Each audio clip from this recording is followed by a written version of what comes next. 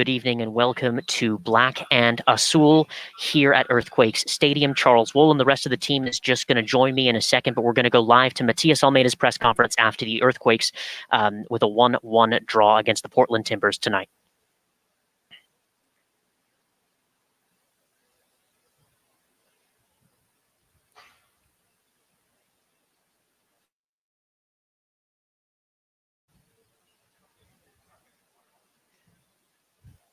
And if you're just joining us, the Quakes with a 1-1 draw, Vaco with the equalizer just around 13 minutes from time. The goal originally was not given, and then the referee had to go to VAR to go ahead and give that goal.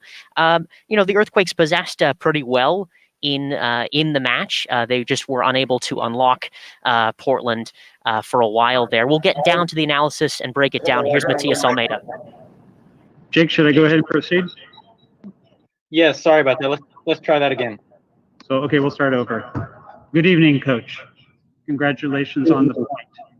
Thank you. I want to ask you a question about Marcos Lopez. He seems like he is really improved. You've played him several straight games.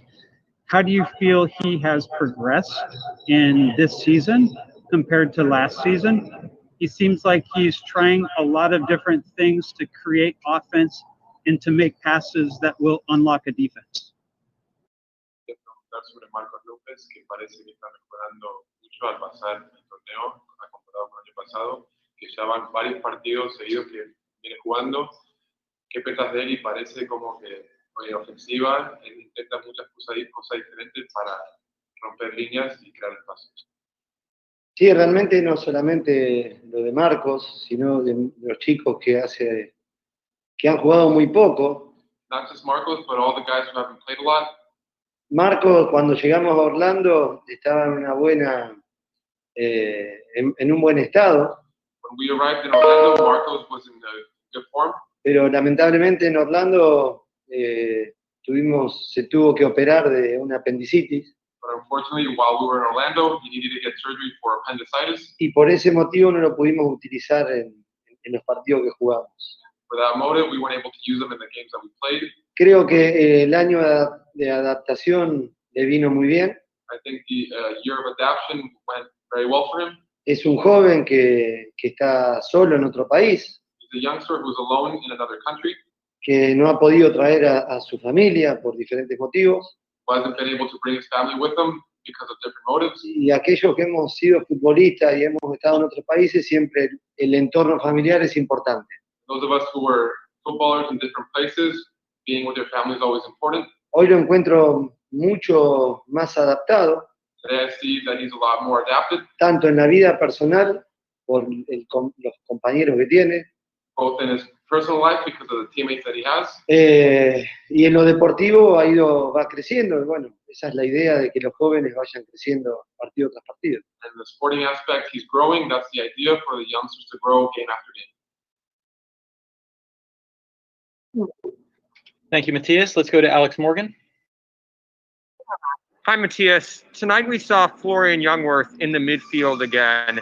He's played there the last couple games, obviously until the injuries to Alanis and Kasia. What does he offer this team in that role in the midfield? It seems like he's done a very good job stopping offensive breakaways for the opposition. Los partidos que Florian juega en el medio, obviamente hasta las lesiones de Alanis y Kasia, que ofrece Florian en el medio, y para él le parece que paran mucho los contragolpes de los. Sí, hemos tratado de adaptarnos a los jugadores que están mejor físicamente que otros. We tried to get adapted with players who are better in terms of fitness than others. Después de los 7 goles que recibimos, hemos tratado de reforzar lo que es la fase defensiva. After we conceded 7 goals, we tried to reinforce the defensive line. Y creo que Florian ha interpretado bien el lugar que ocupa en ese sector. I think Florian has interpreted well the place that he occupies in that sector of the field. El tema de jugar partidos tan seguidos está provocando muchas lesiones. Playing this many games in a row is causing many injuries. No solamente a nosotros, sino a muchos equipos. Not just for us, but for many teams. Hay poco tiempo de recuperación, poco tiempo para entrenar. There's little recovery time and also little time to train. y los físicos se van desgastando. and then the fitness is wearing off. Hoy jugó una parte en ese sector They played one half in that space, y después volvió a su posición de central. then he went back to a center back position. Thank you, Matthias. Let's take two more in English. We'll start with Robert Jonas. Thank you, Coach. To my eye, this was a game where your team took a big step forward, especially compared to the last couple of games. You know, knowing how much the fitness of the team plays a role in how well the team can execute your game plan. What were you encouraged by tonight, you know, from your players, and what are you hoping to build off of as you play Portland again on Saturday night? Este partido fue un paso para adelante para el equipo. Que falta, hablando físicamente del equipo, y cómo puedes seguir para adelante con los jugadores que tenés y que pueden dar. Sí, nosotros llevamos 2 partidos que hemos retomado nuestro rumbo de juego. It's been 2 games now where we retook our path, the way we play. Lamentablemente no se ha visto reflejado en el resultado final. Unfortunately, it wasn't reflected on the final result. Creo que hoy nos faltó la contundencia que tuvo el rival, que llegó una vez y hizo un gol. I think we're missing the relentlessness that the opponent had, who had one chance and he scored. Y nosotros siempre necesitamos de muchas acciones de gol para poder convertir. We always need many chances to be able to score. Nosotros insistiremos con nuestro juego y sobre todo sabiendo con quién podemos contar partido tras partido. We'll keep insisting with our game, and especially knowing who we could count on game after game.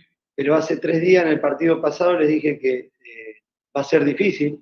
But 3 days ago in the previous game, I said it was going to be difficult. Porque con este formato no podemos entrenar. Because with this format, we cannot train.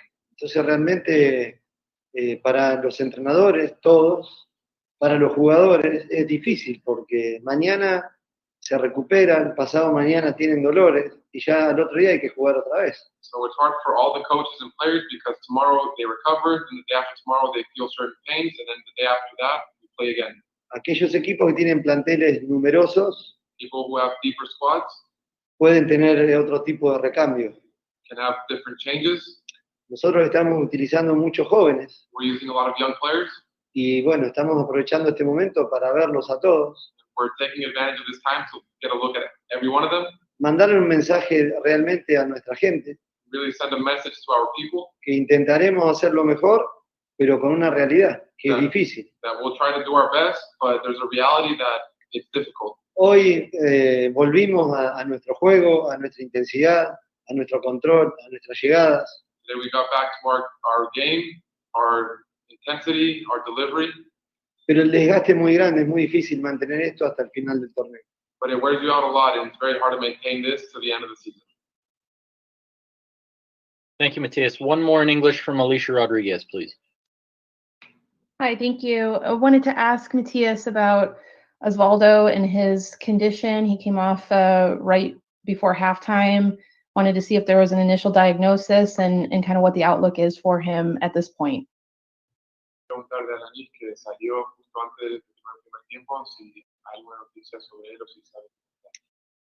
En principio no hay una noticia, digamos, firme, que es real. First, there's no solid, real news. Mañana se harán los estudios para poder explicar con certeza el tipo de lesión que Osvaldo tuvo. Tomorrow they're going to run tests on him so they can explain with certainty what injury he suffered. All right, thank you, Matthias. Let's just take a couple now in Spanish. We'll start with Joel Soria. Buenas noches, Matías. Buenas Más noches. que nada, feliz Día de la Independencia. Así es, el grito tiene que ser muy fuerte. Así es. Considerando que su equipo dominó posición, dominó los tiros al arco, ¿puede ser que el árbitro les costó los 3 puntos o cree que fue falta de definición de su equipo? Yo creo que primero miramos lo nuestro, creo que nos faltó esa contundencia porque teníamos tiros a 1 metro del arquero rival, provocando acciones de gol. Y bueno, no estuvimos finos a la hora de definir. Mejoramos en muchos aspectos, otros tenemos que seguir mejorando, que es difícil porque no se puede entrenar, como lo estoy diciendo. Con respecto al árbitro, creo que puede equivocarse, es un ser humano, puede tener errores. Para mí, dirigió bien este partido. Dirigió bien y obviamente, como todos, a veces pueden acertar y otras veces equivocarse, pero volvimos a tener algo importante entre el árbitro, entre los árbitros y los que participamos, que es el diálogo. El diálogo con respeto, y eso es crecimiento para cualquier liga del mundo. Entonces, me quedo con lo bueno del árbitro, y creo que dirigió un buen partido, más allá que hubo una jugada un poquito ahí que se puede haber equivocado, pero en realidad no buscamos ese tipo de excusas. Fue bueno el arbitraje. Thank you, Matthias. Two more. We'll go to Carlos Ramirez. Profe, buenas noches. Carlos Ramírez de Telemundo Hora de la Bahía. Un fuerte abrazo. ¿Cómo le va? Buenas noches, Carlos. Un abrazo. Profe, ¿cuán apegado al plan fue el partido, tomando en cuenta que la lesión de Osvaldo le obligó a trastocar tácticamente? Lo vimos en 4-3-3, en 4-2-3-1, en un ratito inclusive 3-3-1. ¿Cuán apegado estuvo su plan inicial a lo que fue el partido y cómo vio la respuesta de su equipo en medio de esas vicisitudes que se plantearon? Gracias. Bien, creo que los chicos pudieron adaptarse bien al sistema que intentamos provocar dentro de la cancha. Cuando uno plantea, porque repito esto, lo repito tantas veces porque es una realidad. Cuando vos tenés tiempo de entrenar, podés practicar muchas cosas.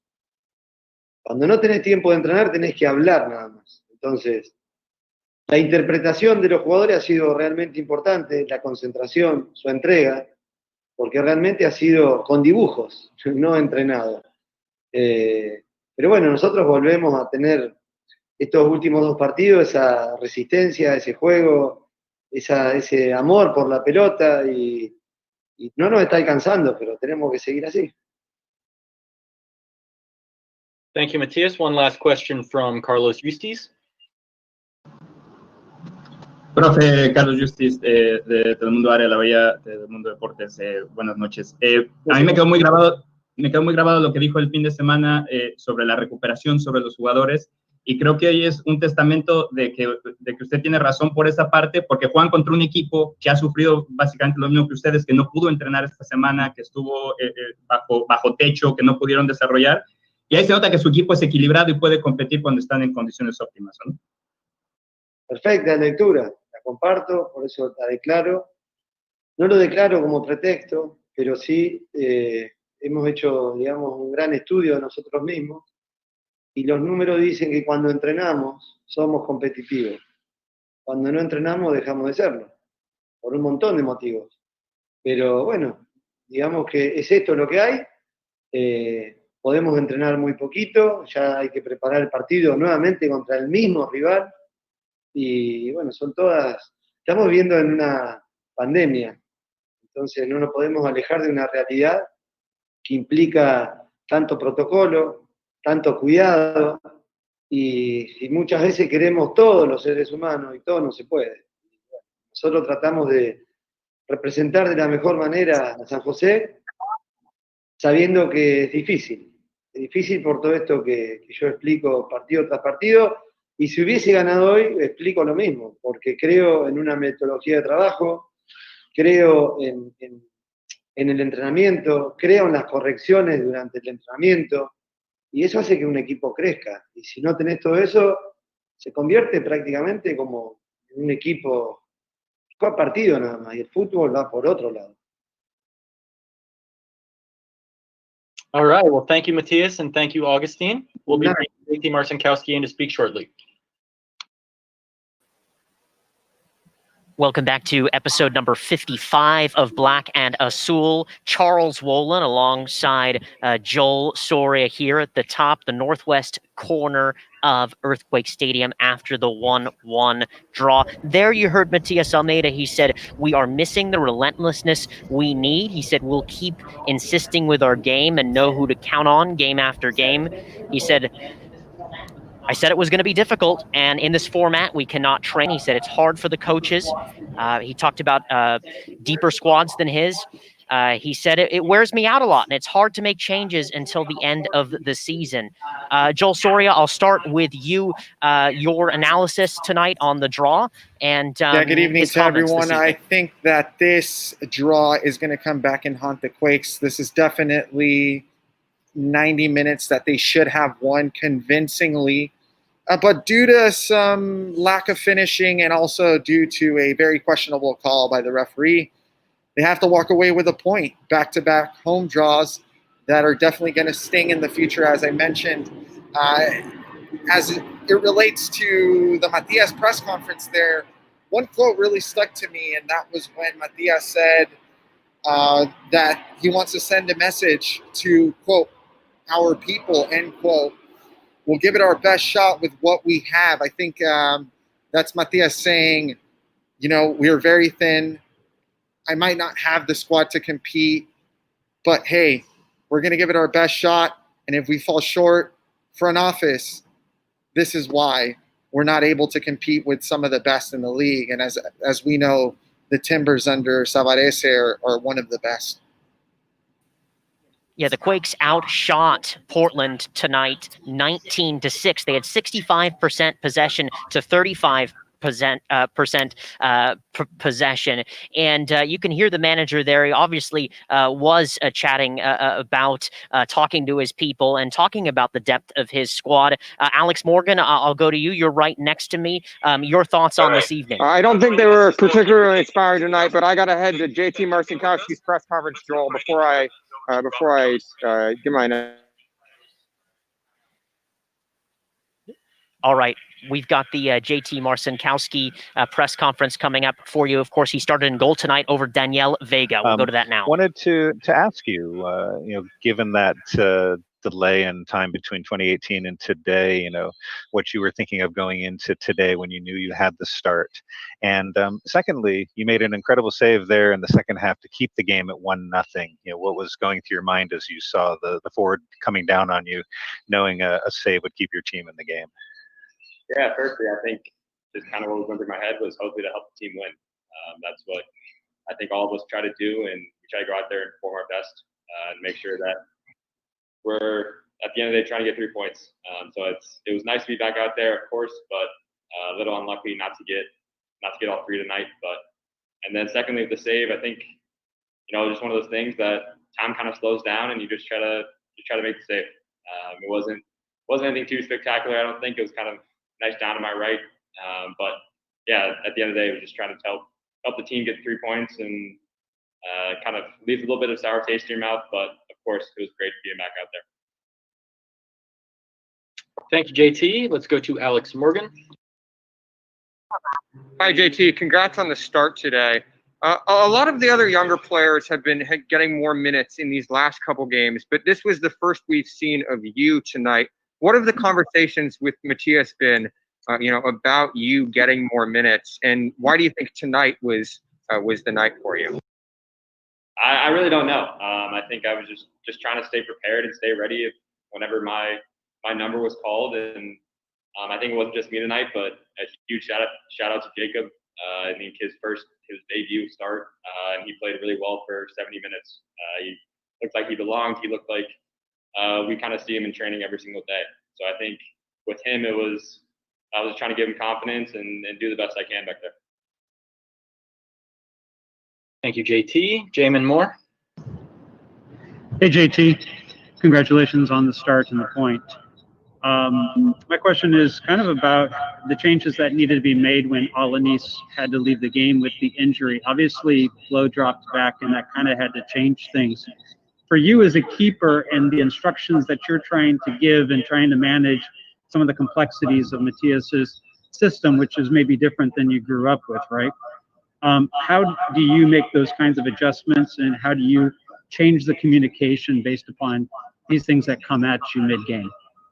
Yeah, I mean, I think it's just it's a testament to Flo's professionalism that he can kind of switch back and forth between positions mid-match, and his level doesn't drop. He can play number 6, he can play center back. Kind of you could put him anywhere on the field, and I think he would play really well. It it was tough to lose Osvaldo, but hopefully he kind of can get better and it's not nothing too serious. But I think for me personally, it's just trying to communicate as much as I can back there and be loud and be heard by my teammates and just really try to be the voice in the back and make sure that they can keep going and keep playing hard. Because at the end of the day, it's up to them, and I just try to do my part. Thank you, JT. Let's take 2 more questions. Alicia Rodriguez. Thank you. JT, I wanted to ask, you said a few minutes ago on the one save that you made that time kind of slowed down for you. There's been a little bit of a gap between the last time you played in MLS, and obviously you're a young goalkeeper sort of waiting for your turn. I'm wondering if the speed of the game or anything really feels different to you now compared to the last time that you played in MLS. Yeah, absolutely.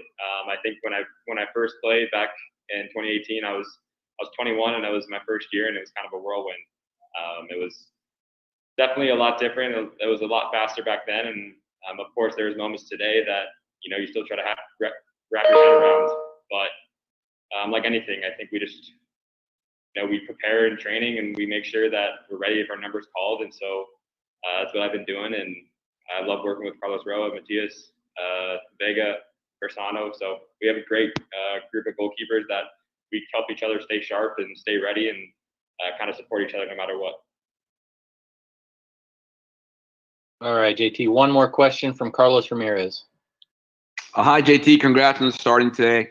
You're going to play the same team on 3 days' time. Do you think you earned the starting point again for the next game against Portland? Thanks. Yeah, that's not up to me. If that's the case, then I would love to. But if it's not, I'm the first one supporting Vega, and we always have each other's backs. It's a really special group, and no matter who plays, whether it's the goalkeepers or any of the field players, everybody's in that locker room supports each other. We're family. That's something that Matthias is really strongly encourages. And I've never been a part of a locker room like this where, everybody wants the best for everybody. We're really happy when each other succeed. And I think that's just a winning formula, and hopefully it'll continue.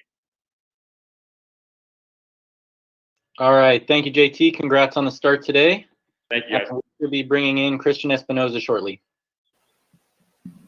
Hi, everybody, and welcome back to episode 55 of Black and Azul, our post-game show. We're going to hear from Christian Espinoza shortly, Charles Wollin, Joel Soria, Alex Morgan, and Jamon Moore with you. We're all here at Earthquake Stadium. Alex, I'll come right to you this evening, and you were the one initially who had actually told me there were all these changes because I was still driving down here on my way. Your thoughts on tonight? Thanks, Charles. As I was saying before we went to JT Marcinkowski's press conference, I don't think the Quakes were particularly inspiring tonight. I said in our pregame show that their back line with Akanyaridge and Marie made me particularly nervous, but Portland weren't able to capitalize. What I didn't take into account was that they also played sort of a B-string lineup. Without Abobasi, without Blanco, without Valeri, they really didn't offer a lot going forward. I think both teams were saving themselves a little bit for the rematch on Saturday, and tonight's match was more of a sleeper. Want to welcome in Jamon Moore to the show. Jamon, your analysis on this evening. We talked a lot in the pregame show about how the attack was going to work, how the defense was going to look. What you make of tonight? It was improved, the attack was, that is, but it wasn't enough. As Alex mentioned, you're facing basically a B team from Portland. You had no Sebastian Blanco, you had no Jeremy Abobasi starting. You were Diego Valeri as well. This was a night. I'm sorry. No Villafaña. Yeah, exactly. This was a night that the Quakes had to take advantage of that kind of situation. You put out basically your starters from an attacking side, and the opportunities were there. Now, I still have a bit of nitpick with how those opportunities are being created. I think they're not being created in the most efficient way. Some of them are coming through a little bit of happenstance, or they're not creating the best opportunities. But you have to be able to get a better performance from your attack. You have to be able to put in one goal against basically a Portland B team. And they didn't do that tonight. And so the challenge for Matthias Almeida with the injuries that the team is facing right now is somehow coming back on Saturday and bringing some kind of different look that's going to be able to generate that type of attack, because they more or less threw out all the attackers that they have available in one night, either in the first half or for a good part of the second half. And so, I'll be interested to see what he's going to do to change that up a little bit for Saturday. Jamon, at the top of the show, I said that the key for San Jose tonight was going to be getting the ball wide and putting in crosses. And that's exactly how they scored in the second half. Cade Cowell played a gorgeous through ball wide to Fierro. Fierro whipped it in for Vacco, and then Vacco combined with Wando to score. And they weren't doing that in the first half because Rios, Ewell, and Vacco, the starting 11, they don't typically make runs into the box. But the key, I think, is a slate of second half substitutions made by Almeida. He brought on Cowell, he brought on Fierro, and he brought on Wando. And they were able to kickstart San Jose's offense by making lots of dangerous runs in the final third. And that injected some energy and some dynamism that made the Quakes much more dangerous. In the first half, it looked like really their only strategy was having Vacco and Espinoza shoot from long distance. Yeah. Now, let's not lie to ourselves, though. Let's not lie to ourselves here. As much as Portland didn't play their best team, the Quakes didn't field their best team either. They started an 18-year-old homegrown at center back. And right behind him was JT Marcinkowski, who hasn't seen the field at all prior to this game. In addition to that, let's not forget Paul Marie again at the right back position, who to me obviously isn't the strongest in said position. There's a lot of weak links per se within this San Jose Earthquakes team tonight. Yes, as the night progressed, they were able to bring in their quote unquote firepower, right? You bring in Chris, you bring on Cade Cowell. Both of those players completely changed the perspective of the team, changed the fortunes. Got a bit unlucky there at the end. Chris had a header inside the box that Clark was able to save with a couple of fingertips. And that's not to mention the goal that the Quakes could have had if it wasn't for the referee, right? So, as much as Portland didn't field their best 11, neither did the Quakes. All right, now joining us is Christian Espinoza.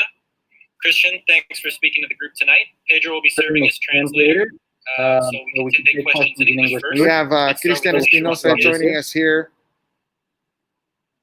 Thank you. Hi, Christian. Congrats on the draw tonight. I wanted to ask, Matthias has been rotating the lineup quite a bit with so many games. You're the only player who plays every single game, and I'm wondering how that's going for you. How do you feel? And, do you think that you're going to continue to see minutes pretty much every game here? Felicidades con el partido. Con todos los partidos bien cortos, Matías ha estado haciendo rotaciones en el plantel. Tú eres el único jugador que casi ha jugado todos los partidos. ¿Cómo te sientes? Si ves un desgaste, ¿cómo lo estás viendo? ¿Cómo te sientes?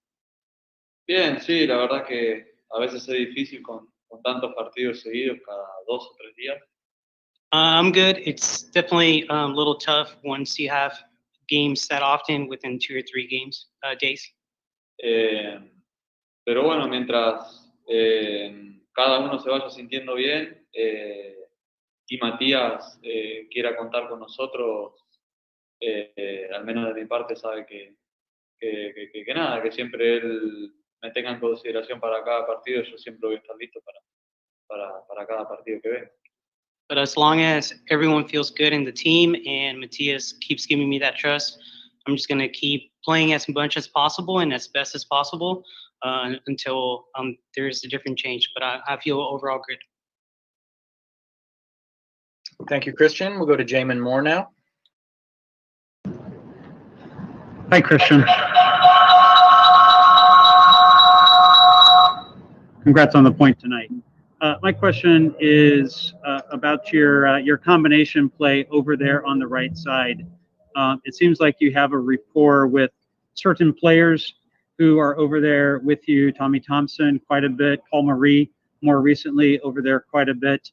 Can you talk about that combination that you've got on that right side and how that your comfort with them leads to more chances for you to be able to have your opportunities to get your crosses in? Felicidades en el punto. quiero hablar contigo un poco sobre tu banda derecha, cómo tú te has conocido un poco con Tommy, con Paul Murray. Platícame un poco de esa química, de cómo te llevas con ellos dentro de la cancha y cómo te ayuda como jugador. La verdad que los dos son grandes jugadores, grandes compañeros.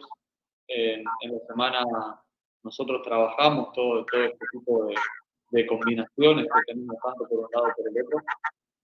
The truth is, they're great people on and off the pitch, and in training we try to practice as much as possible those plays and those drills. Y yo creo que ese es el motivo por el cual después, dentro de la cancha, esas combinaciones quizás se ven muy naturales. And I think that based off those trainings, that's why all those plays seem so natural when you show up for games. Y eso es una ventaja para el equipo. Mientras nosotros sigamos trabajando de la misma manera y haciéndolo cada vez mejor, vamos a tener más posibilidades de lastimar a los rivales. And that's an advantage for the team because the more we get to practice those opportunities, the more we're going to be able to damage the opponent. Thank you, Christian. We're going to take 3 more questions. We'll go to Robert Jonas next. Gracias. Christian, there has been a lot of turnover in the starting lineup, and that could potentially cause issues with game to game and not being able to develop a rhythm. Matthias talked today about the team needs to be more relentless to get more chances to score, to be able to take over an opponent. How much of that disruption and having different starting lineups affects the team's ability to get those shots? And maybe kind of a different way to look at it, how does having different players come into the lineup potentially help this team if you see it that way? Que otra vez ha visto muchas rotaciones en los últimos partidos. Matías habló de las rotaciones y cómo él tiene que hacerlas por los partidos que son tan pegados. Platica un poco sobre si afecta o no las rotaciones en el equipo, ya sea como titulares o como los que entran a ayudar en el segundo tiempo. Yo creo que nosotros en nuestros mejores momentos nos caracterizamos por ser un equipo en todo sentido de la palabra. No solo los 11 que les tocaba jugar de entrada, sino también los suplentes sabían que tenían que estar listos y saben hoy en día que tienen que estar listos para cuando el equipo los necesite. I think the way we approach this is us as a team, though everyone that plays and gets to play knows their responsibilities, and it doesn't matter who starts or who comes in. We all want to do our best. Y mientras la competencia que tengamos nosotros como compañeros sea cada vez más exigente y cada vez más alta, quizás los cambios que haya en el equipo van a ser cada vez menos diferencia entre uno y otro, como se viene viendo hoy en día. And as we try to be more competitive with one another, the fact that the substitutions, whoever comes in to help, it's not going to be too much about that, but it'll be more about who can contribute and how they can contribute to the overall team in general. Thank you, Christian. We'll take 2 more questions. We'll go to Alex Morgan.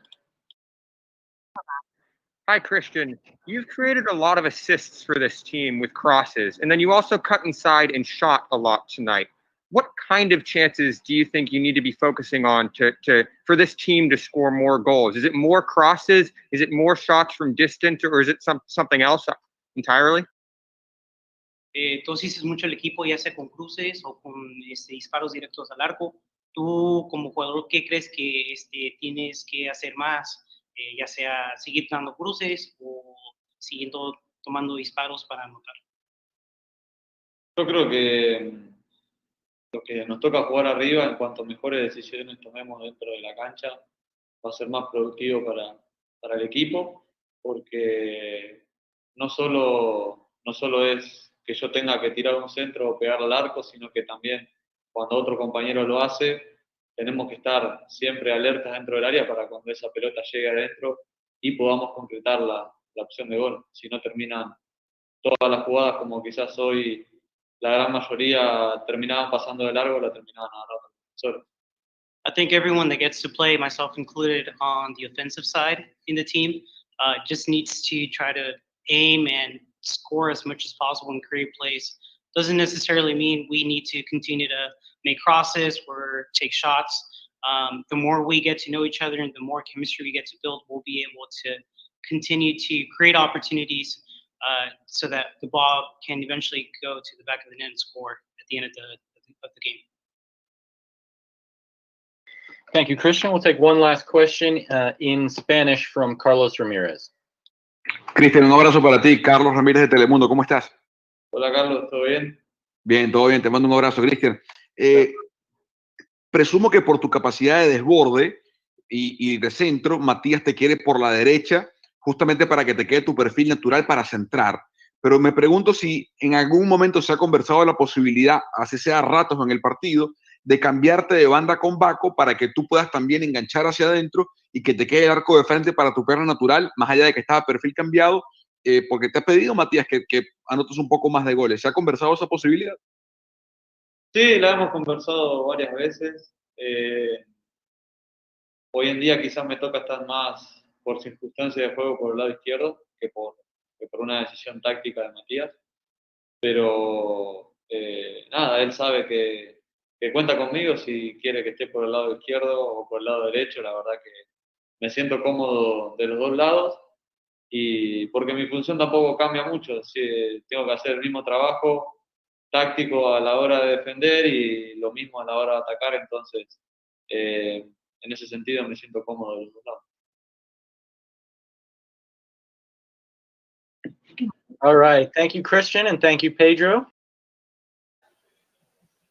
Hey, everybody. Welcome back to episode number 55 of Black and Azul, a post-game edition here after the Earthquakes tie the Portland Timbers by the scoreline of 1-1. We heard from JT Marcinkowski, who said it's nice to be out there, but unlucky not to get the 3 points. He made a pretty big-time save in the second half. He said it wasn't anything too spectacular. He was a little bit upset that Osvaldo Alanis went down. He appreciated that Osvaldo Alanis can play multiple different positions. And he said, I want to be the voice in the back to make sure we keep going. Then asked about if he was able to retain his place for the weekend. He said, that's not up to me. I'll be the first one supporting Vega. Everyone supports each other. We are a family. And he's never been part of a locker room like this before. We just heard from Cristian Espinoza. Cristian Espinoza says, I'm good, but it's definitely tough when games are within 2 to 3 days. A similar theme from the manager, Matthias Almeida, like we heard as well. He also talked about the substitutions and different attacking players, attacking options coming off of the bench. He said, as we try to be more competitive with one another, the fact that the substitutions who comes in to help, it's more about who can contribute in general. In terms of the attacking play on the attacking side of the ball, he also said it's not just about creating crosses and scoring goals. It's creating those plays that lead to be able to do that. So I'll bring in Jamon Moore, who wants to bring up some key passes this evening, his key passing chart. And over to you. Yeah, absolutely. So before we went to those last press conferences, we had talked about how the Quakes were putting a number of crosses into the box in the second half, and that was creating some level of danger. But I want to take a look at the key passes tonight, because for me, the thing that you can understand about how well an offense is going is how the passes are leading into those shots. So from the right, you can see that there were a couple crosses. You had Shea putting in one, you had Espinoza putting in one, and there were a couple crosses that came in. But look what's going on that left side. It's pretty much a lot of nothing. And that 27 there is Marcos Lopez. He's about the only one right now who's really attempting to get that ball forward. Now, we did see a really good key pass come in, or is actually a pass before a key pass that came in from Jackson Ewell. He actually played one in the second half that created a good bit of danger. And immediately upon that, I looked over to Alex and I said, finally, a progressive pass that actually, amounts to something. But one of the reasons that I talked to Matthias Almeida about Marcos Lopez is because if you take a look at his passing chart, it's very forward. He's trying to do something. He was trying to create some combinations over there, particularly with Vako, trying to put Vako into space and give him the chance to be able to run onto the ball. Sometimes it works, sometimes it doesn't. But I do think that we need to see more of that type of danger pass from the Quakes if you're going to unlock a defense who's going to sit back on you quite a bit like the Portland Timbers did tonight. Absolutely, Jamon. And I think the reason that the Quakes don't have enough progressive passes and they're not getting the ball wide for Espinoza to put in those crosses is because they don't have a true number 10 right now. They don't have a starting number 10 on this team. When Magnus Eriksson left, he left a hole in that position. We've seen Vako there. We've seen Tommy Thompson there against the Galaxy. Tonight, Jackson Ewell played in that role, but I don't think any of them have stepped up and filled in Magnus Eriksson's shoes there. I think the Quakes are going to have to turn to the transfer market and as soon as possible. Jesse Fiorinelli has promised to bring in 1 or 2 players this summer, and I think the Quakes really need reinforcements there to get their offense going. 506 passes for the San Jose Earthquakes tonight versus 288 for Portland, 85% passing rate. You talked about the number 10, Alex, and also, we talk a lot about the number 9 position. Having that striker, Wando comes in, does well, but Andy Rios started the game tonight. Joel Soria on the attacking side of things. Obviously, you saw plenty of players come on in the second half, but how badly does this team really need another striker to back up and come in for Wondolowski when he retires one day, and a number 10 player that can unlock, because you see all this possession, and you see them get to the top of the 18 or just outside of it. But the unlocking player, it just simply kind of isn't there right now, at least.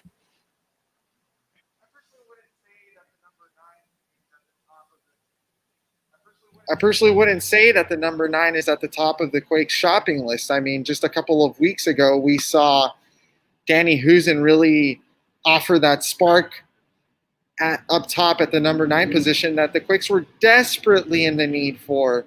And unfortunately, he goes out with an injury, and now his future with the Quakes, given that his contract is coming up this December, is in doubt. Look, I think Rios went in, and he played decent today. I thought he looked a lot more complete than he had in the past. Maybe that had to do with the high rates that the Quakes had on both wings.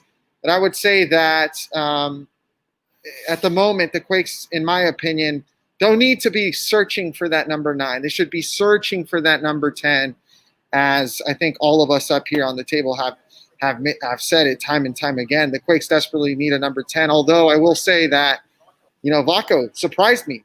Vako, you earned an applause from me. You came out, you started, you earned the team a point with that goal, and you made me eat my words. He came out with a lot of tenacity. He was actually running back, if I'm not mistaken, had three interceptions by the time the game ended today. He completed 94% of his passes. Vako had a good night, and I applaud him for that.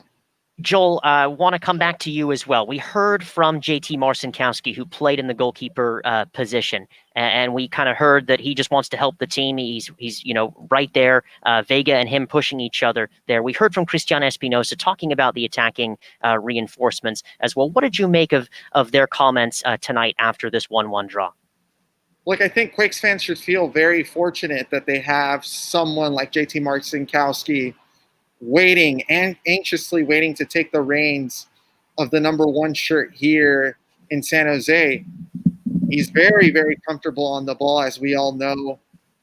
And his words after the match today were one of a player who has been in the league for several years and has a team first mentality.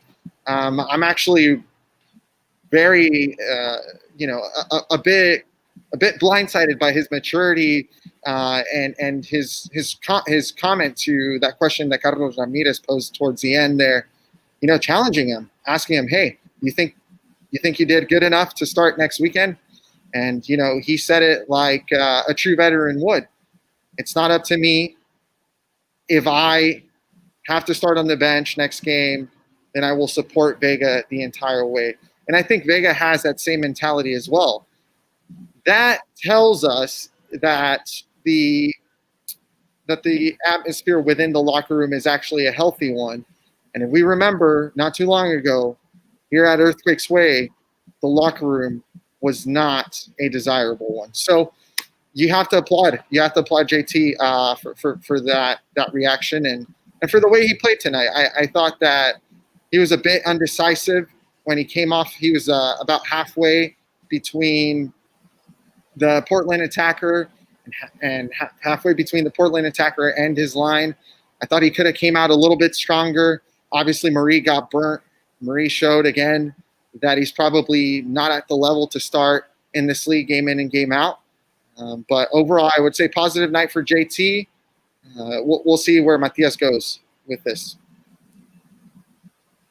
Let's talk a little bit about Florian Jungwirth. We talked about him in the pregame in that double pivot as well, and how he did with Judson, and then also is able to slot in the back line as well. A versatile player, can play as a holding midfield player, can play in the back line.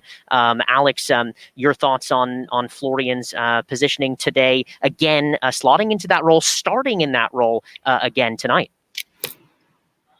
Absolutely, Charles. I think the biggest revelation for this team, especially in the back, is Florian Jungwirth as a defensive midfielder. I think that move has solved a lot of their problems on defensive transitions. I asked Almeida about it in the press conference, and he said that it was an adjustment that he made after the Seattle game so that the Quakes don't allow 7 goals like that.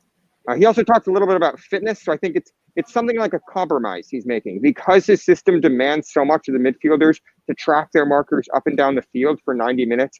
And because the Quakes are playing 4 games in these 2 weeks, Flo's there to mop up at the back in case they get beat. He's almost playing like a third center back on defense, actually. Whenever the Quakes lose the ball, he immediately drops and covers.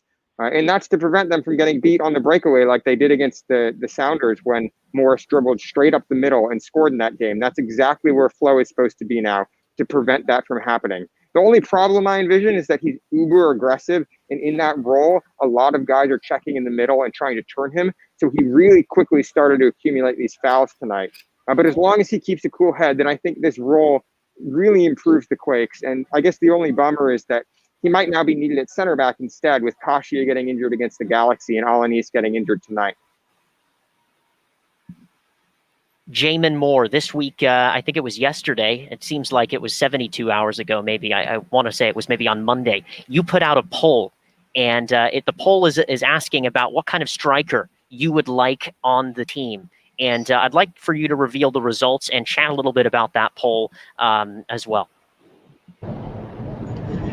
Yeah, so this came in a bit of a conversation around Andy Rios through one thread, and then in another thread, a conversation about Danny Masovsky. So what I wanted to do was create a poll and say, look, what would you do if you were in Jesse and Matthias Almeida's position in terms of a striker? And I want to talk through kind of, the kind of things that they're thinking about and how they're making their decisions. So if we could bring up the poll results there. So here are the 4 players. A couple of people were able to guess a couple of those. Let me fill in the blanks here. So the first player is Daryl DK, who was a top draft pick for Orlando City, already making a big difference for Orlando City. The second player there, Danny Masovsky, who the Quakes drafted a few years back. He had a Quakes contract for his first year, had a Reno contract for his second year. He's now with LAFC, and I believe has 2 goals in 6 games for LAFC. The third player there is Andrei Shinashiki, who was with Denver when he was in the NCAA. He's now with the Colorado Rapids. The last player there is Andy Rios, who had 15 goals and 57 appearances very recently for Vasco da Gama. And so when faced with a decision between someone like a Danny Masovsky, who's doing well in Reno, and a decision to get an Andy Rios, who's coming off of this type of performances in Brazil, the decision that they made was that they wanted to take, the player that Matthias Almeida knew could produce. Now, what's interesting about the whole situation with Andy Rios is that when Almeida had him several years back, at River Plate, he actually didn't do that well. He scored, I believe, 5 goals in like 61 appearances, something along those lines. Not exactly prolific striker material, but after more recent performances, this is where they took a chance on that. Ian Russell made a recommendation to Almeida and Jesse to take a look at Danny Masovsky because he knew that LAFC and LA Galaxy were trying to get him. And, I think the decision there was, well, we've only got these 3 striker positions. There's really only one spot. And they went with Andy Rios, and Danny Masovsky got an attractive offer that Reno couldn't match from LAFC. And that's one reason he's no longer with the club. So that had come up, and I wanted to give a bit of background on that. But that's what Andy Rios is expected to bring. When you look at those kinds of numbers, that's what he's expected to bring for this team, and hopefully better than that, because a lot of people think the Brazilian league is actually a higher league. And if he could do that with Vasco da Gama, well, he should be able to do much better in MLS than he's been able to perform. To me, the type of player that the Quakes really need to be looking for is a Daryl DK type. And he's a very unique player. He's the player who, in a few years, is going to bring $1 million to Orlando City. Wow. And wow. I definitely believe that. I think he's a very special player. And when you bring in an Andy Rios, you're not going to see him become the next level player. So if you're trying to become a selling team, you have to actually look for these gems. You have to find these players who can make that kind of next level and be able to bring in the club that kind of money. But this is the decision that they made with Andy Rios, and I just wanted to bring some color to that because some people had asked some questions. Jamon, I actually voted for Andy Rios in that poll based purely on those stats. That was my choice, and I think it was the right choice. Look, I think that on paper, Andy Rios is the best of those players. And I think in actuality, he also is the best of those players right now, and he's capable of producing those kind of stats in a Major League Soccer team. The reason that I don't think it's working right now in San Jose is because he's not the right profile player for this team. He's a second striker, but in Almeida's system, there isn't really room for that kind of player. There's a number 10 and there's a 9, but he likes to operate, I think, alongside another striker and sort of play off that other striker, hold up the ball and get in those half spaces. But I just don't think that the Quakes really have. It's not the right fit in San Jose's offense right now. And that's the reason that Andy Rios isn't able to produce the kind of goals he was in Brazil and South America. Without a doubt, Alex, Andy Rios, it has a much, much better resume than the 3 players that Jamon put on that poll. Without a doubt. I mean, you're talking about NCAA players, and you're trying to compare them to Andy Rios, who just came from Vasco da Gama playing in Serie A in Brazil, who's played with America. Sure, he failed in America. He started at River Plate. Those are 3 teams that any of those 3 players would love to play for. They would do anything to step foot at those training grounds. I think it's a bit of blasphemy here from you, Jamon, to try and push these players on. Look, I think it's easy. I think it was really, really easy for Matthias and Jesse to come to conclusion that Andy was the choice. Yes, you want to find those gems. I get it. But they have enough. I mean, we heard Almeida. We've been hearing Almeida for the past 3 games now. He has a lot of young players. I'd say that the majority of the players that he had tonight have great trajectories. He's banking on youngsters. He can't go out and build a squad with NCAA players. You're setting yourself up to fail.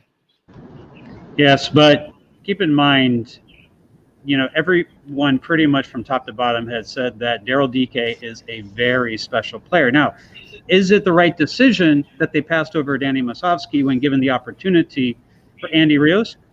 I can actually get behind that one, but I also want to challenge a little bit here and say, if you're going to go out and you're going to get a 9 and you're going to get a 10 and you're going to claim to be a selling team, you need to get the players who are on their way up in their career, not have peaked in their career trajectory and are on their way back down. Because in the case of a DK, in the case of a Masovsky, they're taking up a different roster spot for U.S. players, for draft picks, Generation Adidas in some cases. and they don't cost anything on your cap, as compared to an Andy Rios who costs you a lot of money against your cap, a high TAM player in this league. And so if you want to become a selling team, my only point is that when you look at that 9 and you look at that 10, try to find those people who are on the career trajectory on their way up, not players who are have had 10, 15-year careers and on their way back down. You're That's right, my point. Jamon. You're absolutely right. I get the point that you're trying to make, but they've done that. They've taken that path. They did it with Jackson Yule. They've done it with JT Marcinkowski. Gilbert Fuentes is another player, homegrown. Jacob, who started, made his MLS debut tonight. You have Cade Cowell. The Quakes don't categorize themselves as a selling team. They wish they were. They'll potentially get there when they sell Cade Cowell to somewhere in Europe. I think at that point, the fortunes of this club will definitely turn around, and they will be able to categorize themselves as a selling team. They're not there yet. I don't think anyone assumes that they're there yet, but we do assume that that's where they want to be. And I think they set themselves up to be in that position in a couple of years. Reason why they're not really competing out on the field tonight. And I would just like to add that I don't think that there is a huge market. I don't think that a lot of NCAA players are going to play in MLS for a few years and then be sold to Europe, a team in Europe for a couple $1 million. Obviously, Daryl Dike is an outstanding talent and maybe an outlier there, but I don't think that the Quakes are going to be able to sign a lot of players from the MLS Super Draft and then sell them in Europe, a couple of years later for a lot of money. So I don't think that's a model that they could use. I don't think Daryl Dike, you can use him as a model for what the Quakes should be doing. And you're absolutely correct, Alex. You're not going to necessarily find a Daryl Dike every year, and I completely get that. But keep in mind that what we've heard from Jesse is that he wants to find that young DP, right? So if you're talking about young DP category, you're talking under 23. This needs to be a home run, but it has to be somebody who has that career trajectory that's only going to go up from here. I think that's one reason why they've said young DP specifically in the comments before that they've made. And I'm just emphasizing the point that if you want to do that, you're going to have to move away from players that Matthias is comfortable with, that has played with him at River Plate, that has played with him at Banfield or Chivas. You're going to have to find someone you're going to take a chance on who is moving up but hasn't been in Matthias' system before. And I think that's something that we're going to need to see that they can be comfortable with doing and be successful with doing either in this summer secondary transfer window or over the break before next season. And they're going to have to hit a couple home runs. I can't believe we just spent 5 minutes talking about DK and NCAA players. But hey, I guess that's the reality. Well, I was answering the question about Danny Masovsky too, so it was all kind of baked together. Nathan Zaragoza says, I voted for the Brazil choice and have complained about Rio so much. Oh, man. Jamon hella got me. Squad Horizon, I think that's Devin, says, hard to find players in the U.S. when everything's paid to play. Above that, Jose said, Rui Diaz, Peruvian striker for the Sounders, gets paid $1.8 million. No way the Quakes are going to be able to spend that kind of cash. Joshua Marroquin comes back and said, why did they try to sign Alan Pulido there? Lots of good debate between both of Jamon and Joel there. I just wanted to ask, and I wanted Alex to update everybody here about Saeed Haji. There was a question about Saeed Haji. If you could just kind of explain the situation, Alex, with Saeed Haji. He's a bit stuck in limbo in between Reno and the Quakes and not being able to come back here to play because there's kind of an awkward thing going on. Exactly. Usually players like Haji, Luis Felipe, Palmieri would be going back and forth between Quakes and Reno. But right now that's not possible because of the COVID crisis. It's not possible to integrate and reintegrate players and move players between those two sides. So I think Haji right now is basically stuck in San Jose. I don't anticipate him getting any playing time anytime soon, but there's not much he can do about it at this point. There's a question about when the transfer window closes, and I know a lot of people are interested in what the transfer market looks like for the San Jose team. You've heard Jesse Fiorinelli, the GM, talk about that he's going to sign some players. Jamon, what is the transfer date, and do you have any transfer news? So I don't have any particular transfer news, but the transfer date is the secondary transfer window closes on October 29th. So that's the date by which, if the Quakes are going to make any moves, and Matthias told the San Jose Mercury News, I'm sorry, not Matthias, Jesse told the San Jose Mercury News that he's expecting 1 to 2 in this window. Things have definitely gotten complicated sometimes in COVID time. We'll have to see how that works out.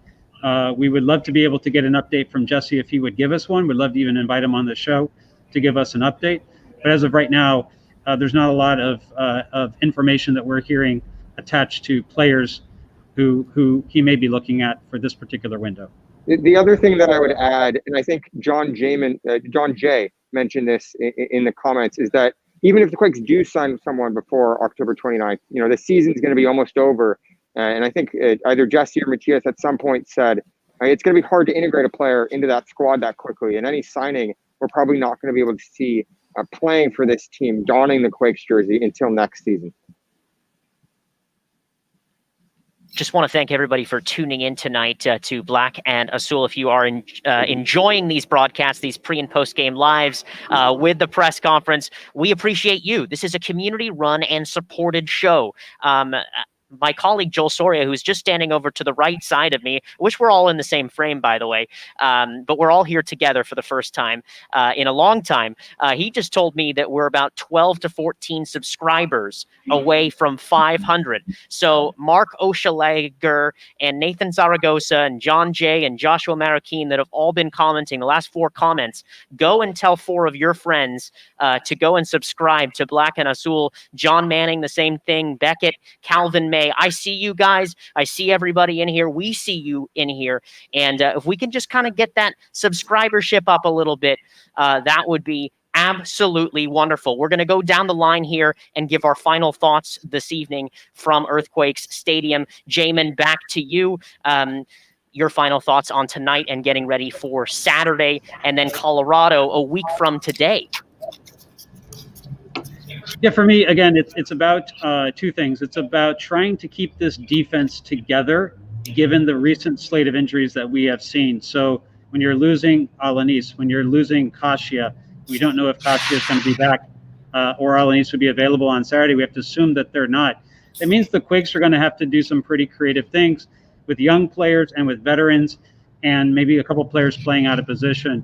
That's something to watch. We should expect Matthias to do some sort of rotation and changes there. Also, in terms of the attack, we've got to see more aggressiveness in terms of getting the ball forward and in behind the defense. We talked about this at MLS's back. They made the adjustment against the Chicago Fire. It resulted in a 2-0 win, but since MLS is back, that's gone away again. Part of the reason is Magnus Eriksson. They've got to find other people who will get that ball in behind and allow someone like a Cade Cowell, a Christian Espinoza, even a Vaco to run in behind and create some danger. Not everything is going to work, but you got to keep trying and you got to keep the defense honest. Look, Jamon, I thought San Jose's defense looked solid tonight. Again, I think Florian Jungwirth in that defensive midfielder role really improved this team, especially in defensive transitions. But with that said, they're only as good as their weakest link. And tonight, their weakest link was Paul Marie. He got beat by Chara with a slick fake. And that was the one goal that kept San Jose to a draw tonight. And I think that this weekend's match isn't going to be as easy for the Quakes. I think Portland, we might see Abobasi, Blanco, Valeri starting. None of them started tonight. So I think that the Matthias Almeida will need to figure out how to shore up that defense, as you say, with Alanis and Kasia out. And I think that Chase Linas is your man at right back at this point. If Lima is still out injured, he came on the second half for Paul Marie, and I think his experience, I think his pace there will improve this Quakes back line. Yeah, look, I think it's easy to pick at the 7 games that have passed without a win for the Quakes. We can talk about the 17 goals that they've conceded. We can talk about the 7-1 drilling in Seattle last Thursday, but the Quakes are bouncing back in a Quakes fashion. Slowly, but surely they're getting to a state of mind that will keep them somewhere in the Western Conference playoff race. Who knows? Who knows with this tough schedule ahead? Two things that I really draw out of this game in particular are two things that Matthias has been saying time and time again, correct? We don't have enough time to practice. The lack of practice is really hurting us on the field. We cannot function this way. And number two, my squad is very thin. It's mostly composed of young players, but I'm going to give it my best shot. To me, personally, it sounds like this year has been scratched off. And of course, it's only fitting. It's 2020. This is the most unstable year probably in all of our lives. It only makes sense that the Quakes would scratch this off and come back in 2021. That's not to say that they can't creep their way into the playoffs, but don't be sold on the Quakes competing for silverware. That's going to have to happen potentially next year. Let's take a look at the MLS table real quick. Just to look at it, as you can see, the Quakes on the bottom there. There are obviously games to make this up, and I agree with my colleagues' comments this evening, and Joel's specifically in saying that the Quakes have kind of stabilized things a little bit, and they are creeping their way back in.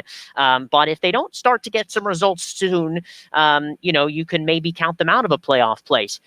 With that being said, Matthias Almeida is a extremely competitive person and a unbelievable motivator.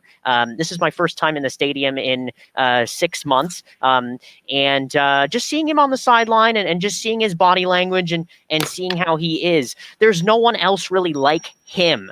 And he's probably one of the best coaches that San Jose could ever get in the club's history. And so why not back him now? Why not, continue to get players that fit his mold, and bring those players in? Obviously, he was chatting about that he would like to have a few more players that fit his brand, talking about there's games every 2 to 3 days. It does seem to be a bit of an issue, but the Quakes, they play this exact same Portland team, probably different personnel on the field, on Saturday evening here as well. And they go to Colorado in midweek and then at LAFC. So the grueling schedule continues. The Quakes pick up a point tonight, seem to stabilize things a little bit. For everybody tuning in, really appreciate you. Just wanted to tell you that once again. Again, a community-supported show. And thank you so much for tuning in to our broadcast this evening, episode number 55. Aaron Sholl is our associate producer. Jason Sholl is our executive producer and director. Jamon Moore, Alex Morgan, Joel Soria, Charles Wollin signing off from Quakes Stadium. Thank you so much for tuning in once again. Stay safe, everybody, and we will see you next time.